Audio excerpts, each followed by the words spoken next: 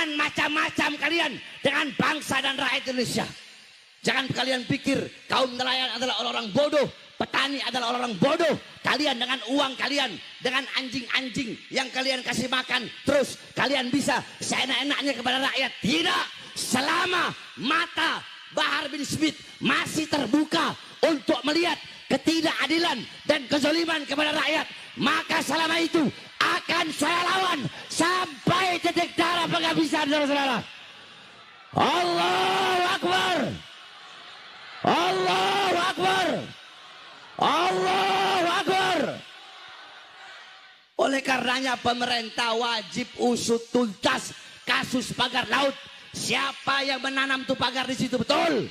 Siapa yang nanamnya? Siapa yang ngirimnya? Siapa pemodalnya? Siapa pemiliknya? Perusahaan mana? Harus begitu. Tapi alhamdulillah saya lihat pemerintah sekarang langsung beraksi cepat, saudara-saudara. Betul? Bagus enggak? Bagus enggak? Ya kalau ada bagus kita bilang bagusnya, betul? Betul? Bagaimana kemarin saya lihat pidatonya Prabowo? Dia omelin tentara sama polisi itu. Ya, lihat nggak? Apa katanya itu? Pokoknya kalian ini harus melayani masyarakat, harus begini. Nah, itu bagus itu. Itu jiwa pemimpin itu, betul? Betul? Kalau pemimpin seperti itu, dukung nggak? Dukung nggak? Nyawa kasih nggak? Jiwa kasih nggak? Kita bakal kasih nyawa jiwa kita, ayo sama-sama. Asalkan seperti itu, betul? Pro kepada rakyat, berpihak kepada rakyat, betul-betul melayani rakyat, kerja untuk rakyat. Tapi Prabowo bagus, dia bilang, kalau kalian nggak mau kerja untuk rakyat, silahkan kalian keluar. Bagus nggak? Tegas nggak? Nah, jangan cuma begitu, tegas juga kepada mereka, orang-orang yang beruang. Tegas juga kepada mereka yang semena-mena mengambil lahan-lahan masyarakat dengan ditipu-tipu segala macam, diiming-imingi dengan uang. Saudara-saudara, pagar laut di Tangerang itu viral. Kenapa? Dekat dari Jakarta. Masih banyak daerah-daerah lain yang sudah dipagar, bahkan sudah ditimbun tanah di seluruh Indonesia, di berbagai daerah-daerah di Indonesia.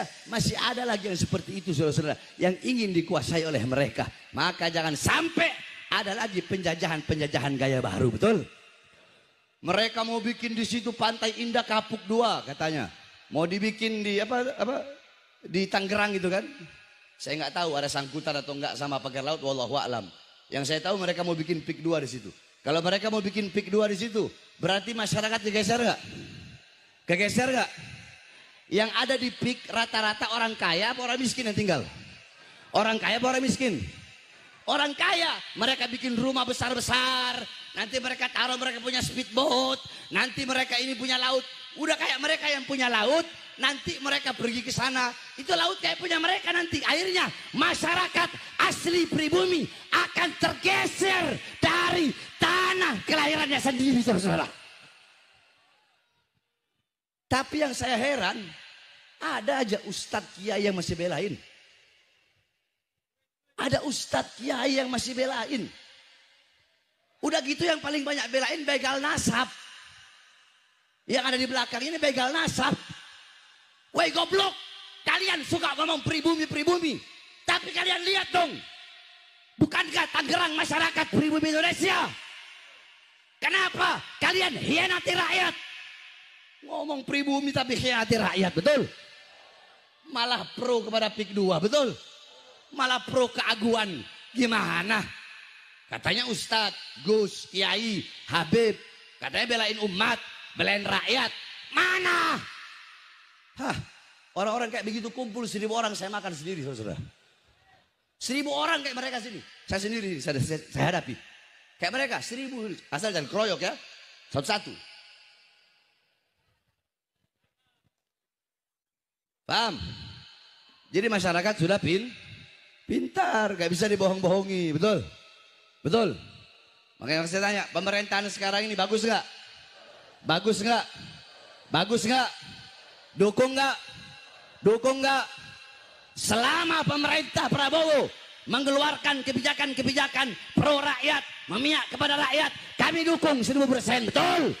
Tapi kalau mengeluarkan kebijakan yang menyengsarakan rakyat, yang memiskinkan rakyat, yang memperbudak rakyat, yang bikin susah rakyat, maka akan kita lawan. Tidak akan berhenti sampai mati, tidak akan mundur walaupun harus hancur, saudara-saudara. Allahu Akbar. Indonesia merdeka, merdeka, merdeka. Allahu Akbar. Heran. Yang jadi jongos-jongosnya yaitu yang suka ngomong-ngomong begitu tuh. Saya ibu-ibu ngomong pakai muqaddam sebagai orang bayang yang tidak ada sejarahnya, tidak ada sosoknya, ini disangka dibayar oleh Cina katanya. Ini Kiai Imad ini membatalkan nasabah Balawi karena dibayar oleh Cina. Kata saya, urusannya apa Cina sama saya? Apa untungnya Cina itu sama batalnya nasabah Balawi? Sekarang kan di Banten lagi ada proyeknya Pak Jokowi dulu. Proyek strategis nasional. Namanya PIK 2. Saya kan gak ngomong. Mau setuju, mau menerima, mau menolak, saya nggak ngomong. Itu banyak orang-orang yang musuh-musuh Pak Jokowi itu sekarang lagi menolak proyek strategis nasional PIK 2. Lalu karena saya diem aja, tuh lihat Kiai Imad, kalau nasab Habib aja dikejar. Tapi adanya penjajah Cina katanya. Di Tangerang, Banten dia diam saja. Aktivis-aktivis sudah menolak, tapi Kiai Imad diam saja. Itu tanda bahwa isu nasab ini dibayarin oleh Cina PIK 2 katanya. Bos, itu PIK 2 itu proyeknya Baklawi bos. Aguan itu orang Cina, tapi yang ngejalanin proyeknya itu Baklawi, namanya Mu'annas Al-Aidid. Dia Baklawi, dia Kabib. Kalau saya ngelihat Baklawinya saya langsung nolak. Tapi orang nolak, orang menerima itu harus tahu apa yang ditolak, harus tahu apa yang diterima. Jangan kita nggak ngerti apa-apa kita menerima. Jangan kita nggak tahu apa-apa kita menolak. Saya nggak ngerti PIK 2 ini jenis kelaminnya apa. Ini makhluk model apa ini PIK 2? Kenapa? Karena saya belum mendapat penjelasan. Sebenarnya seperti apa? Proyeknya apa? Manfaatnya apa? Kerugiannya masyarakat apa kalau diterima? Nah, kalau sudah ada ilmu koma bi an ilmu bi PIK wa PSN, baru kita boleh mengatakan menerima, boleh mengatakan menolak. Karena saya komisi fatwa, ketua komisi fatwa Majelis Ulama Indonesia Provinsi Banten, kemarin saya di SMS, Kiai hari Minggu tolong survei di PIK. Ini dari perintah MUI Banten. Nanti komisi fatwa yang menentukan secara maqasidus syariah apakah diterima ataukah tidak. Kata saya, buat apa kalau kita terjun ke lapangan tapi tidak tahu master plan-nya apa. Saya mohon dikirimkan dari PIK gimana, dari bapedanya gimana. Dan alhamdulillah sudah dikirimkan baru kemarin di mobil. Saya baca, tinggal saya terjun ke lapangan. Baru setelah kita tasawur, nah kita menentukan hukum itu harus tasawur. Al-hukmu bisyai'i far'un an tasawurihi. Menghukumi sesuatu adalah cabang dari tasawurnya. Kalau kita menghukumi sesuatu, menerima atau menolak, tanpa tahu tasawurnya, maka itu orang gendeng. Tasawurnya dulu, tasdiknya dulu, lalu bagaimana manfaatnya, mudaratnya kita timbang secara maqasidus syariah, baru kita menentukan sikap. Tapi banyak orang yang kesusu, belum apa-apa menerima, belum apa-apa menolak. Lah harus ditimbang.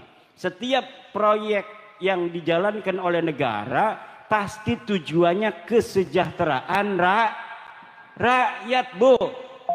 Kalaupun ada di bawah itu hal-hal yang tidak sesuai dengan aturan, itu teknis lapangan, harus diselesaikan secara lapangan.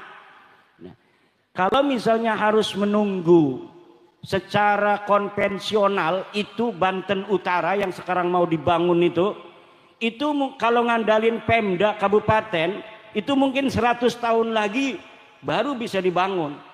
Makanya ibu-ibu, kalau ada pembangunan dari pemerintah, terima dulu, nanti dilihat madarat manfaatnya, jangan nolak aja, nanti nggak maju-maju. Pak Camat mau bikin jalan, nih apa nih tujuan Pak Camat, kita tolak karena mungkin Pak Camat ini mau nyari untung. Jangan begitu, maslahatnya buat rakyat, maslahatnya buat masyarakat. Jadi sekali lagi, bahas nasab ini bukan karena sesuatu hal di lain kita. Ini adalah intern Nahdlatul Ulama. Karena yang masih percaya Habib putune Nabi ku ya cuma NU. Wong liyan mau wis ora percaya Habib iku putune Nabi sing jaman bengen. Muhammadiyah iku ora percaya Habib putune Nabi sing bengen.